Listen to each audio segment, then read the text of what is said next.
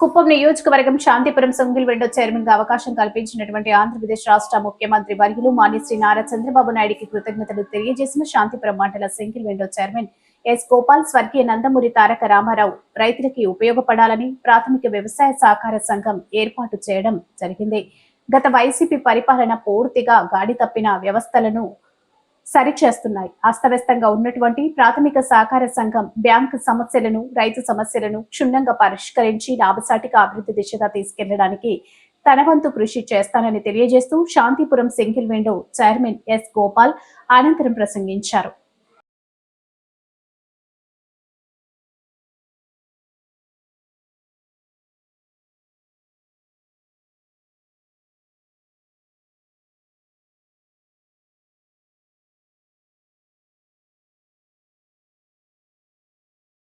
ఈరోజు నాకు single window చైర్మన్గా అవకాశం ఇచ్చిన తెలుగుదేశం పార్టీ అధ్యక్షులు రాష్ట్ర ముఖ్యమంత్రి వర్యులు శ్రీ నారా చంద్రబాబు నాయుడు గారికి ప్రత్యేకమైన ధన్యవాదాలు తెలుపుకుంటూ అదేవిధంగా తెలుగుదేశం కుటుంబ సభ్యులకు అందరికీ కూడా పాదాభివందనాలు తెలియజేస్తున్నాను. అదేవిధంగా రైతులకు ఆనాడు నందమూరి తారక రామారావు గారు ఈ సహకార సంఘాన్ని బ్యాంకులను ఏర్పాటు చేసి రైతులకు చేయూతనిచ్చిన ఆయనకు కూడా ప్రత్యేకమైన వందనాలు తెలియజేసుకుంటూ పదాభివందనం తెలియజేసుకుంటూ అదేవిధంగా గత వైఎస్ఆర్ ప్రభుత్వంలో జగన్మోహన్ రెడ్డి ప్రభుత్వంలో ఈ సహకార సంఘాలన్నీ గాడిన తప్పితే ఈ సహకార సంఘాలని గాడిలో పెట్టాలని రైతులకి చేయూత అందించాలని రాష్ట్ర ముఖ్యమంత్రి వర్యులు మరియు ఉప ముఖ్యమంత్రి పవన్ కళ్యాణ్ గారు కూడా ఎంతో కృషి చేస్తున్నారు.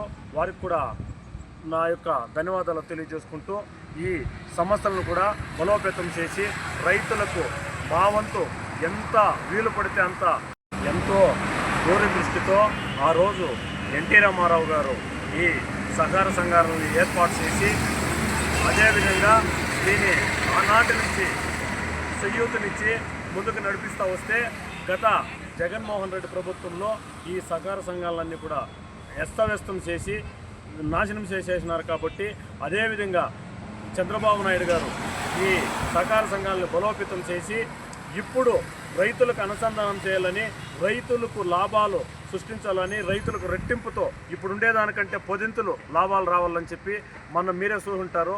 మ్యాంగో రైతులు రోడ్డున పడితే ముఖ్యమంత్రి గారు ఎంతో కృషితో కేజీకి 4 రూపాయల ప్రభుత్వం తరఫున ఆయన కూడా గవర్నమెంట్ ఇవ్వడం జరిగింది. అదేవిధంగా ఈ సహకార బ్యాంకులో కూడా అవుట్స్టాండింగ్ ఉండే నిధులన్నీ కూడా రైతుల్ని పిలిపించి వాళ్ళని సమావేశం పరిచి ఇక్కడ బ్యాంకుకి నష్టం కాకుండా, రైతులకి నష్టం కాకుండా వాళ్ళందరినీ కూడా సమావేశం పరిచి బ్యాంక్ లాభాలతో ఈ బ్యాంకును ముందుకు తీసుకుపోతానని నేను మీకు తెలియజేసుకుంటున్నాను. ఇంకా అదేవిధంగా ఇప్పుడు మీరు చూంటారో ఎన్నో కారకూతలు కూస్తున్న ఈ వైఎస్ఆర్ కాంగ్రెస్ నాయకులు కూతురు కూస్తున్నారు ఈ ఉమ్మడి ప్రభుత్వం పైన, ఎన్డీఏ ప్రభుత్వం పైన. మీరే చూసుంటారు సూపర్ 6 అంటే ఒక్కొక్కటిగా అమలు చేస్తున్నారు. నిన్నే మహిళలకు ఎంతో ప్రతిష్టాత్మకంగా తీసుకున్న ఉచిత బస్సు కూడా ముఖ్యమంత్రి గారు, పవన్ కళ్యాణ్ గారు కూడా, నారా లోకేష్ గారు కూడా ఈ ఉచిత బస్సుని నిన్నే ఆగస్టు 15న ప్రవేశపెట్టారు. వాళ్ళు ఎంతో దృఢ నిశ్చయంతో ఈ రాష్ట్రాన్ని ముందుకు తీసుకుపోవాలని అమరావతి కావచ్చు, పోలవరం కావచ్చు, సూపర్ 6లో అన్నదాత సుఖీభవ, అదేవిధంగా 4,000 పింఛన్ ముసలివాళ్ళకి 4,000 పింఛన్ ఇవ్వాలంటే ఇచ్చిన మాట తప్పకుండా నిలబెట్టిన ముఖ్యమంత్రి ఈ చంద్రబాబు నాయుడు గారిని కూడా మీకు తెలియజేసుకుంటున్నాం. అదేవిధంగా జై తెలుగుదేశం, జై చంద్రబాబు నాయుడు, జై నారా లోకేష్, జై ఎన్డీఏ.